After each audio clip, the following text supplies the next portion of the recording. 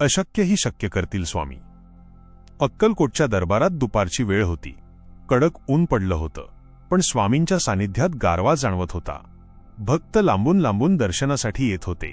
कुणी संकटात होतं, कुणी आजाराने त्रस्त होतं, तर कुणी फक्त स्वामींच्या एका नजरेसाठी आसुसलेलं होतं.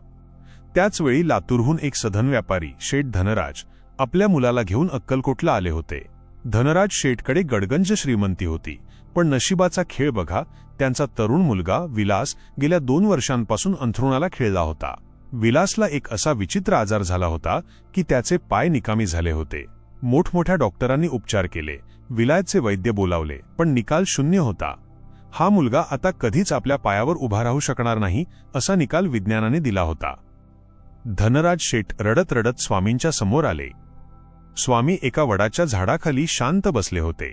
त्यांचे डोळे मिटलेले होते, जणू ते ब्रह्मांडात कुठेतरी संचार करत होते. धनराज शेठनी स्वामींच्या चरणांवर डोकं ठेवलं आणि हंबरडा फोडला.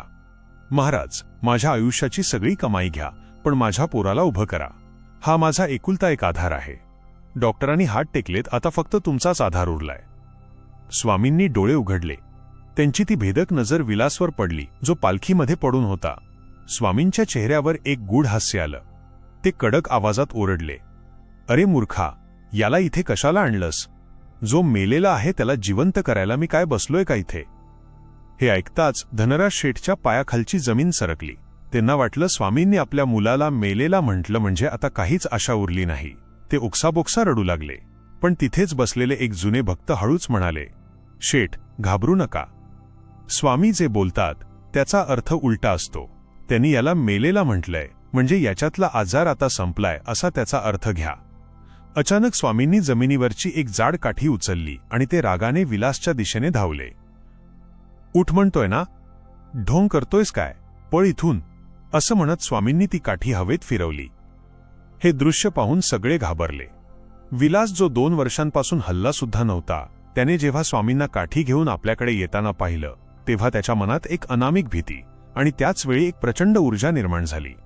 स्वामींच्या त्या रागीट रूपाकडे बघताच विलासच्या अंगात वीज संचारली. स्वामी ओरडले, पळ, नाहीतर हाडं नरम करीन. आणि चमत्कार घडला. ज्या मुलाचे पाय डॉक्टरांच्या मते डेड झाले होते, तो विलास झटकन पालखीतून उठला आणि चक्क धावू लागला. तो अक्कलकोटच्या त्या वाड्यातून बाहेरच्या रस्त्यापर्यंत धावत सुटला. त्याचे पाय जमिनीला स्पर्श करत होते आणि त्याला अजिबात वेदना होत नव्हती. धनराज शेठ आणि तिथे उपस्थित असलेले सर्व लोक हे बघून थक्क झाले. विज्ञानाचे सर्व नियम तिथे फेल ठरले होते. विलास धावत परत आला आणि त्याने स्वामींच्या चरणांवर लोण साठवलं. त्याच्या डोळ्यांतून वाहणारे अश्रू आता दुःखाचे नसून कृतज्ञतेचे होते. स्वामी शांत झाले होते.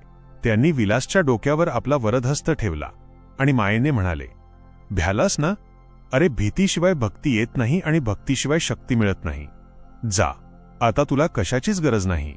तुझ्या पायात आता स्वामींचा स्पर्श आहे. धनराज शेठनी सोन्याच्या मोहरा काढल्या, पण स्वामींनी त्याकडे ढुंकूनही पाहिलं नाही. ते म्हणाले, हे गरिबांना वाटून टाक. मला फक्त तुझा भाव हवाय, तुझं सोनं नाही. त्या दिवशी अक्कलकोटमध्ये विज्ञानाचा पराभव झाला होता आणि अध्यात्माचा विजय झाला होता. विलास, जो चालत आला नव्हता, तो स्वतःच्या पायावर नाचत घरी परतला. स्वामी स्पर्श झाला की दगडाचंही सोनं होतं, हेच या घटनेने सिद्ध केलं. श्री स्वामी समर्थ. अशाच सत्य आणि अद्भुत स्वामीलीला अनुभवण्यासाठी स्वामी स्पर्श चॅनलला सबस्क्राईब करा.